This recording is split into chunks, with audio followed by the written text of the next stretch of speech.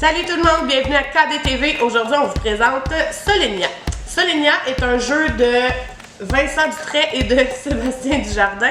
C'est un 2 à 4 joueurs. Ça dure à peu près 30-45 minutes. C'est un jeu où on va devoir faire des points en récoltant des cartes objectifs. Carl, si vous les montrer. Oui! Et d'ailleurs, je remarque qu'il y a des cartes objectifs bleu pâle et bleu foncé qui semblent correspondre au plateau.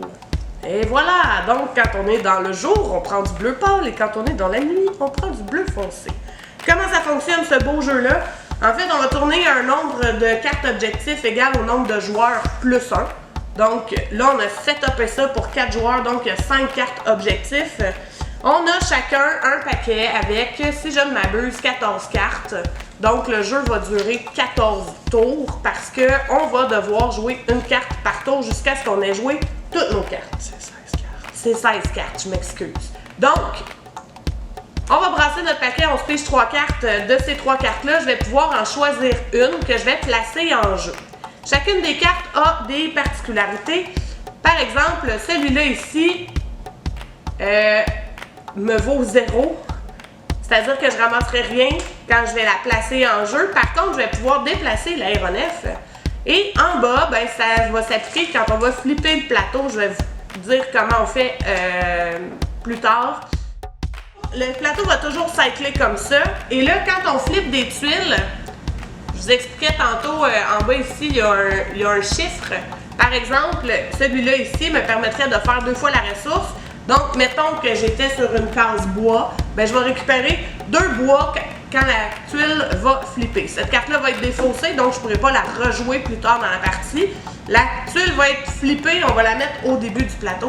Puis une fois que ça c'est fait, ben, ça passe au prochain joueur. Donc, c'est un jeu de gestion de ressources, en gros, là, parce qu'il va falloir récolter des ressources pour être capable de faire nos cartes objectifs. Et pour ça, donc, on va placer nos cartes en jeu. La façon que ça fonctionne, c'est que je peux placer une carte adjacente à l'aéronef qui est en jeu ici, ou adjacente à une de mes cartes à moi. Dans le cas où je veux aller plus loin, mettons l'aéronef est là, ça ne me tente pas d'aller me chercher pas de bois. Fait que je vais, mettons, je voudrais aller ici. Ben à ce moment-là, j'ai une case d'écart entre où je pouvais aller et où je suis allée. Donc, ça va me coûter une ressource de mon choix. Les ressources, on va les stocker dans notre petit bateau sous-marin volant, en tout cas ça. Comme vous pouvez voir ici, dans le fond, on a tous les emplacements pour nos ressources. On a de l'espace pour en stocker 8 ressources.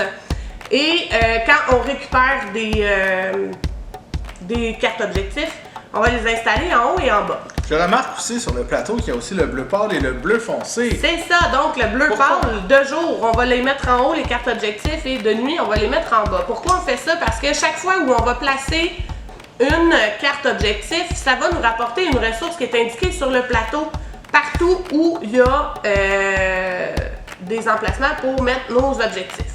Advenant le cas où je réussis à faire des paires, donc une paire jour-nuit, ben à ce moment-là, à la fin de la partie, ça va me valoir des points, dépendamment du nombre de paires que j'ai réussi à faire, pour un maximum de 4 paires. Pourquoi?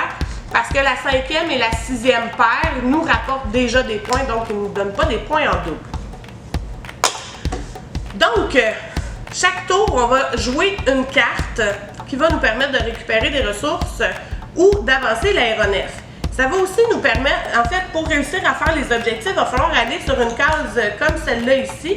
Cette case-là, dans le fond, c'est une case marché. Ça va nous permettre d'échanger nos ressources contre des objectifs. Puis à ce moment-là, on se débarrasse de nos ressources. Le joueur, à la fin de la partie, qui a le plus de points, l'emporte.